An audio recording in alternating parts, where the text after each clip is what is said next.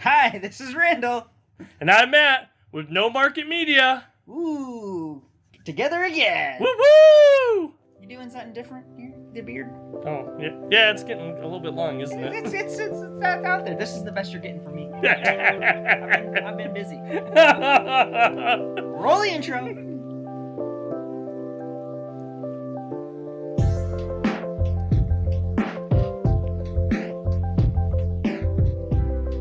Today, Randall and I are reviewing a movie currently streaming on Netflix and available in some theaters.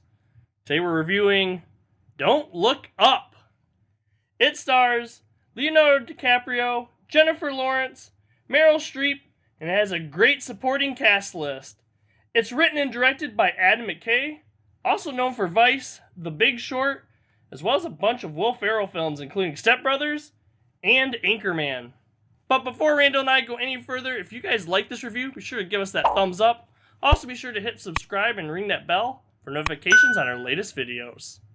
After the discovery of a new comet, excitement becomes terror as the comet is found to be on a collision course with Earth. The scientists behind the discovery try to persuade a distracted and polarized country that the threat of the comet is real and should be taken seriously. Don't Look Up had about a $75 million budget. It's received mixed reviews from critics, but generally positive reviews from audiences. But of course, the big thing for us is that it's got a lot of jabs in there at Michigan State University because the two mains, Leonardo DiCaprio and Jennifer Lawrence, a professor and a student at MSU, but they're all done in jest. They're done in good, fun flavor taste, and I just like to see MSU represented every once in a while. Dr. Mendy is a tenured professor of astronomy at Michigan State. I'm sorry, did you say Michigan State? Exactly. They have an excellent astronomy department. You say so.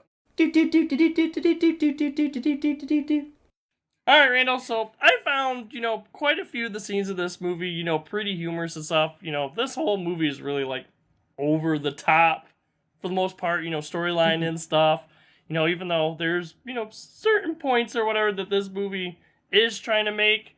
But, there's some other scenes I think that really kind of, sucked me out of this film. You know what? Roland Emmerich is saying, "Hold my beer."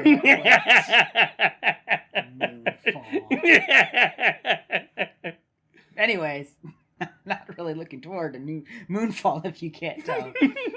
For me, this movie, Don't Look Up, it's the burden of knowledge. That's what grabbed me and kind of kept me in, was these scientists and all of the experts who are constantly trying to tell people who don't care, hey, this is coming, this is going to happen. And the themes that you were talking about are so obvious. Mm-hmm. They are literally sledgehammer over the head obvious themes. The comet is climate change. Meryl Streep is Donald Trump, and it's not even close to trying to hide itself at all. Leonardo DiCaprio is just a climate change scientist, stuff like that. But that I know something terrible is going to happen. We can stop it, but we're not going to because reasons. That really honestly kept me in the movie most of the movie, so I was okay with it. Mm-hmm. Yeah, it's definitely not a happy good feeling hey, human race is coming together kind of thing. Yeah, not that type of movie. Not getting Deep Impact and Armageddon feelings out of this one. No.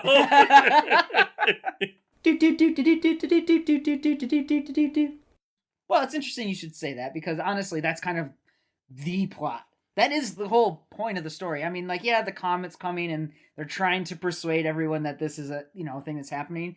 But in reality, it's all of these experts and all of these smart people. They come up with a plan to deflect the comet away, and this plan is going to work. It's done by NASA and all all of the best minds.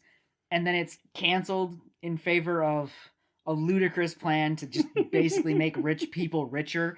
And the whole movie has the whole partisan divide that is ripping our country apart. Like I said before, man, that is the story, and it is not trying to hide it. It is just this is what we're going to tell. No holds barred. Mm-hmm.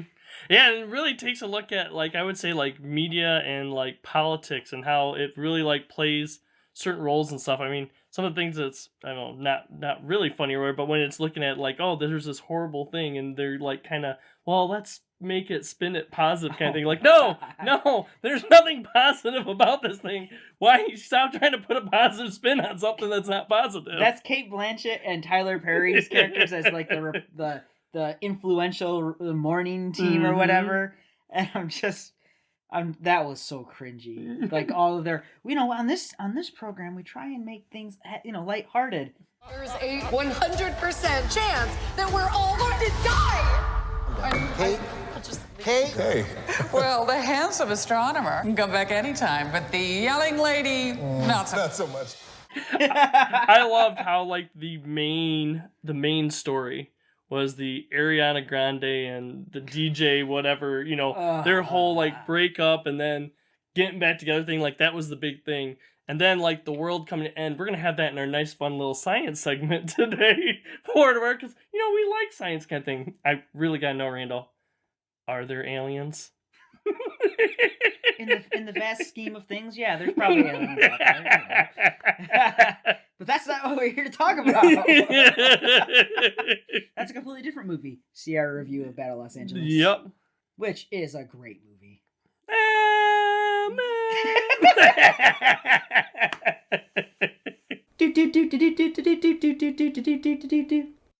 All right. So like I said before, this movie is over the top. So to me, I didn't really feel any of the characters as like real people, with maybe the exception of Jennifer Lawrence's character at points of it. Everyone to me definitely felt like a caricature or whatever, or something that's, you take certain elements and then you make them bigger or whatever in real life or whatever. But, there were a couple characters that actually when they were on the screen, they kind of took me out of the feel. So we get a lot of people with like jokes and stuff. Like I would laugh at like the Jennifer Lawrence, Leonardo DiCaprio, a lot of our other supporting cast jokes were. But I noticed like when like Meryl Streep and like her son, who was also Jonah Hill, like I'm trying to think what he was. It's like the head of chief of staff or whatever. At the White House, yeah. Whenever their scenes were on, I wasn't laughing at all.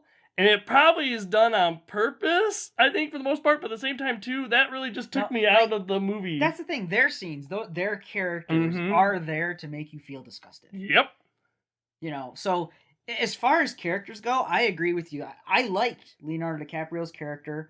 I did not like the adultery part. I thought that was a little weird. But, like, it's part of the satire. This whole thing is so satire. Yep. It's like thick cut bacon satire. But I liked Jennifer Lawrence's character, the scientist. That stuff really drew me in. They're interesting, fairly real world analogies. Again, caricatures, yes, they're exaggerated. Yep.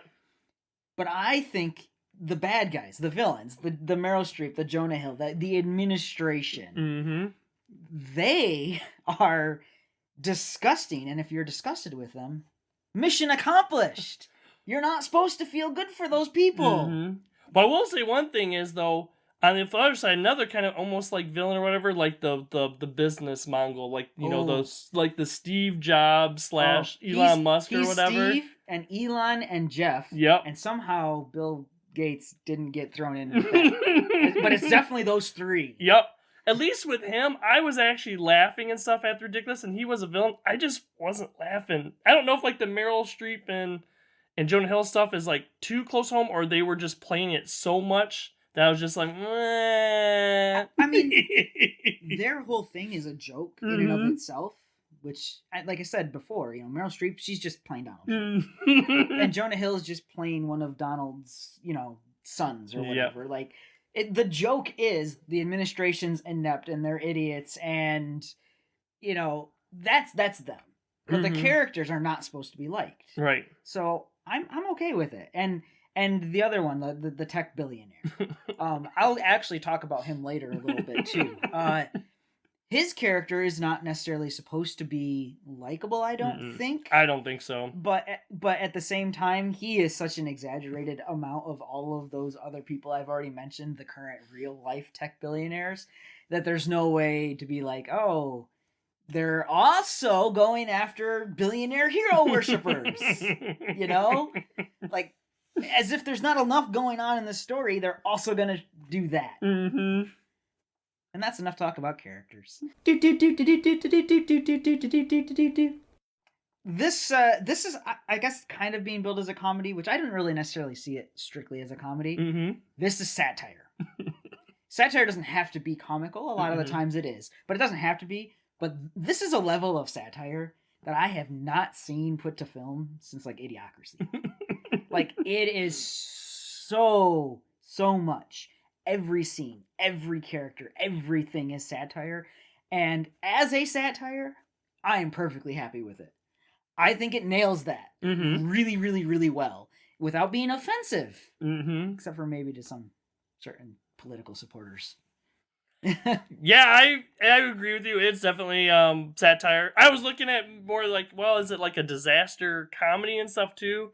Comedy, I would say, I was laughing, chuckling at different parts, but it's not like, this is the end or whatever. It's not like one of those. It's not like that where it's like laugh out loud comedy, jokes being thrown around all the time. It is definitely, funny in the satirical sense or whatever it is. And disaster, I don't know if it's really, it's one of those that I guess the disaster stuff is happening at like the end, but it's not really a disaster movie. Yeah, like, and if you go in thinking it's a disaster movie, it's not. It really isn't.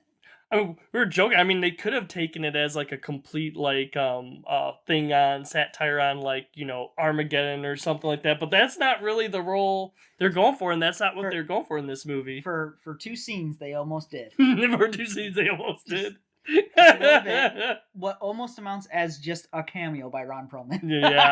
Yeah. Also, Ron Perlman he's just so fun. I love the joke. He's just from a different time. Yep, exactly. That's what I was gonna say.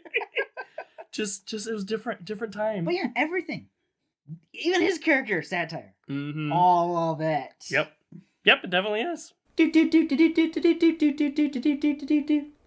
All right, so I don't want to put any spoilers in this, but what I didn't see coming was like the end. Not like the end, like what happens, but like the mid-credit scene? No, the mid-credit scene, I guess you'd say. The end of the film. That wasn't something I saw coming. It was kind of like, well, of course, this is what's going to happen now kind of thing. But yeah, that was definitely something I did not see coming at all. Yeah, that was a little bit out of left field right there. So the thing that I didn't see coming is, it's a satire and it's very heavy in that, and there's no way to deny it.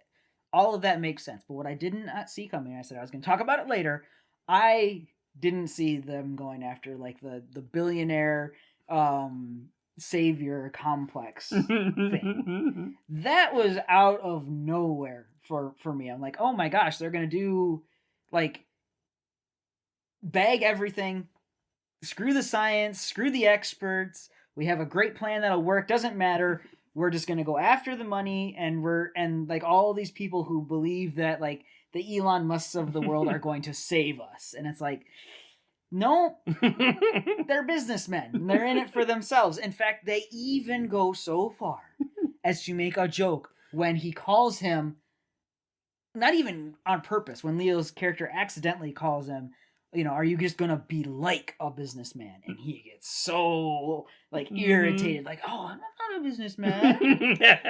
not me. This is about the future of humanity. Yeah, utopia. Yeah, and it's just like, oh, I just did not. I'm like, of everything else that's going on in this film, that is one thing I absolutely did not see coming. I can't remember who it was that put out the tweet or whatever. It's like, hey, all the business people going to like Mars, they're doing it not for Star Trek, but for Dune. Think more like Dune and not like Star Trek. They're not doing it like Star Trek. They're doing it like Dune. Exactly. They're the merchants. They're the guild. Yep. But in conclusion, I personally enjoyed this film quite a bit. Like I said, I kind of really enjoy satire films, we get to do one Mel Brooks film a year, so every once in a while we get to do some satire of our own. But as a not Mel Brooks satire, I was pretty happy with this. All in all, I thought this movie was okay. There's some parts that I really did enjoy, was chuckling at. Like I said, those other parts kind of like sucked me out and stuff. And I think, all the actors did a pretty good job, though I don't know that anyone really in particular really stood out. I think they played their roles well. Yeah, it was pretty good. And MSU does have a good astronomy department, okay? Yes, it does. It really does. Go green. Okay? Go white. Well, Randall and I want to know what you guys think of Don't Look Up. Did you enjoy it? What did we miss in our review of it? Let us know in the comments down below. Also, be sure to check out some of our other reviews. We have new movie reviews, flashback movie reviews, take a look at TV shows, and we have deeper dive discussions. Also, be sure to go check us out over on Facebook if you haven't already. We post the day before on Facebook what's coming up next. We also post some things from our other fandoms over there from time to time as well. If you don't want to bother with Facebook, no problem. Just put us on your schedule. New videos every Monday and Thursday. For now, I'm Randall. And I'm Matt. No Market Media. Have a good day, everyone. See everyone next time. Next time on No Market Media. Please consider checking out some of our other videos.